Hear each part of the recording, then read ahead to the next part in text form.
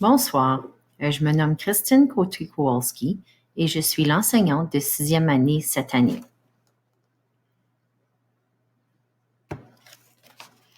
J'enseigne présentement toutes les matières sauf éducation physique, enseignée par M. Michel Guindon 3 fois par cycle de 5 jours, et éducation artistique enseignée par France Côté dans notre classe 2 fois par cycle de 5 jours aussi.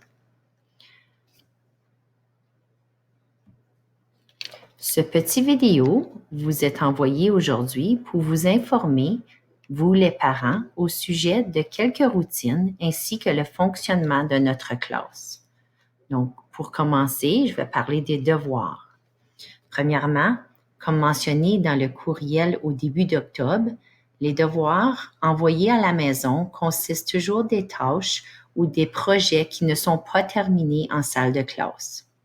Aussi, par la suite, si l'élève n'a pas de devoir, il est fortement recommandé de pratiquer les faits numériques. Connaître ces faits numériques aide beaucoup dans les mathématiques pour que l'élève puisse travailler plus rapidement. Il est aussi recommandé de pratiquer la lecture à la maison.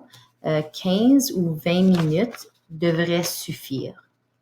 Donc, le lendemain matin, je vérifie toujours si les devoirs ont été complétés.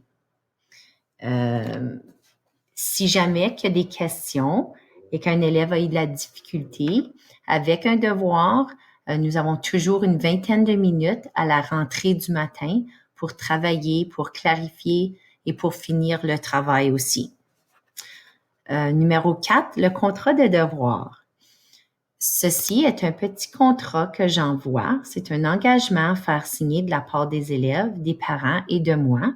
Et ceci est ma façon de tenir compte des devoirs qui ne sont pas faits et les devoirs qui sont incomplets. Donc, l'élève reçoit 3 chances. 3 passes de devoirs incomplets par semestre.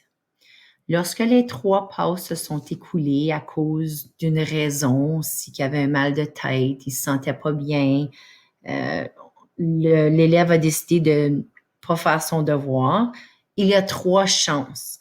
Il va recevoir un petit billet vert qui est signé par moi, puis ensuite, je l'envoie à la maison pour que vous soyez au courant que le devoir n'a pas été fait, n'a pas été complété. Vous êtes au courant aussi des devoirs qui ne sont pas faits de cette façon.